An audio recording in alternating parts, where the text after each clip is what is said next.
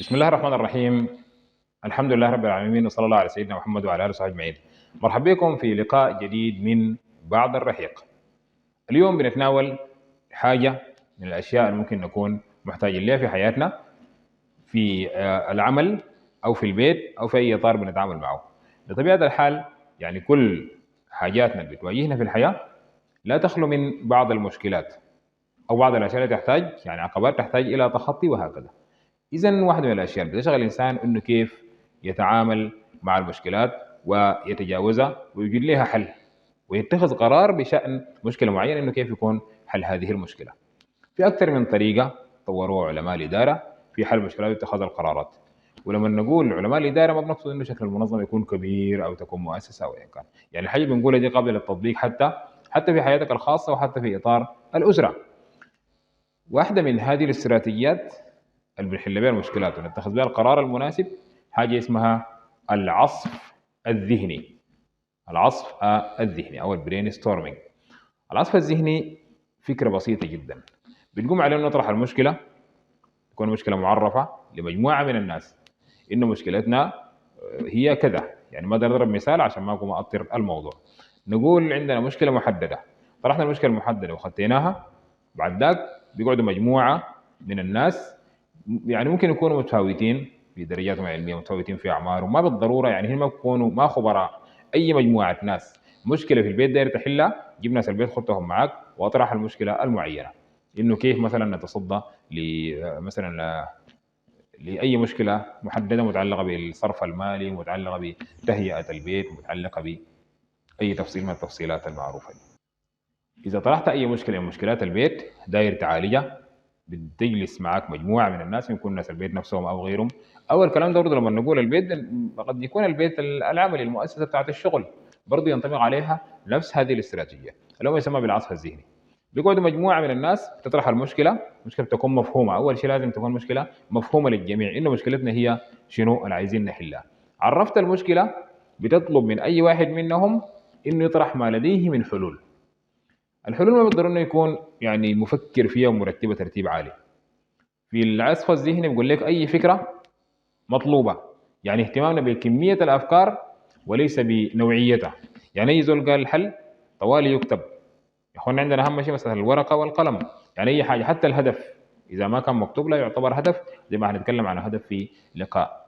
فيبقى بتطرح الافكار لحل المشكله المعينه، واي فكره في هذه المرحله تكون مقبوله لحظه العصف الذهني دي. يعني واحد يقول لك نشتري كذا، الثاني يقول لك ما بعرف نبيع كده، الثاني يقول نعمل. يعني طرحت كمية من الحلول مهما كانت منطقية أو غير منطقية في ظاهرة.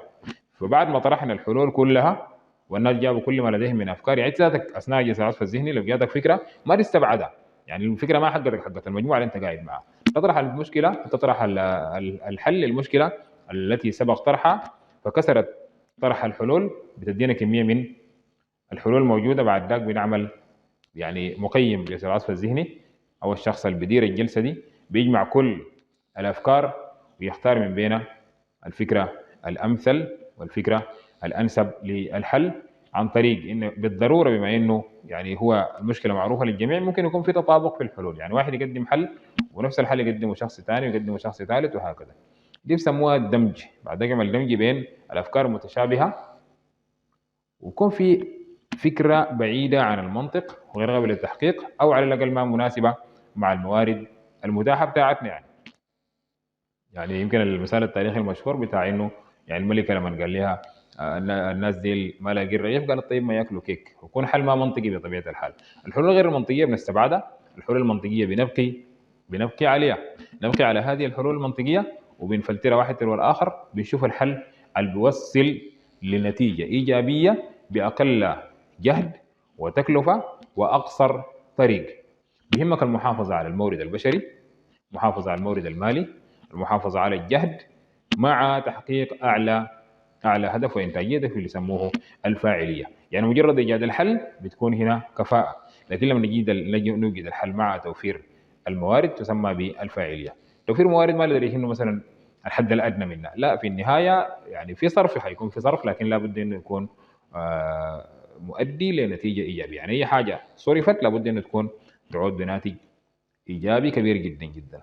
نوعية الأفكار المطروحة بتحدد الحل النهائي، الحل بيحقق لي أكبر ناتج بأقل تكلفة وجهد، هو الحل اللي حيتم اختياره أو ما يتم التوافق عليه في جلسة العصف الذهني المحددة. فإذا ده كلام عن البرين ستورمينج أو العصف الذهني، وهي واحدة من استراتيجيات حل المشكلات واتخاذ القرارات. بعد ما خلاص طرحت الحل المناسب بتتخذ قرار بأنه طيب المفروض ان احنا نعمل بناء على كل الافكار اللي جات منكم دي حلنا المثالي هو كذا. بالطريقه دي نكون استفدنا من كل الناس الموجودين معانا في ايجاد حل. ميزته انه بتشرك الجميع في ايجاد الحل، وبنحس انه هذا الحل طلع من المجموعه وليس من فرد واحد. ده كان كلام عن العصف الذهني. لحد ما نتلاقى في حلقه قادمه، السلام عليكم ورحمه الله وبركاته.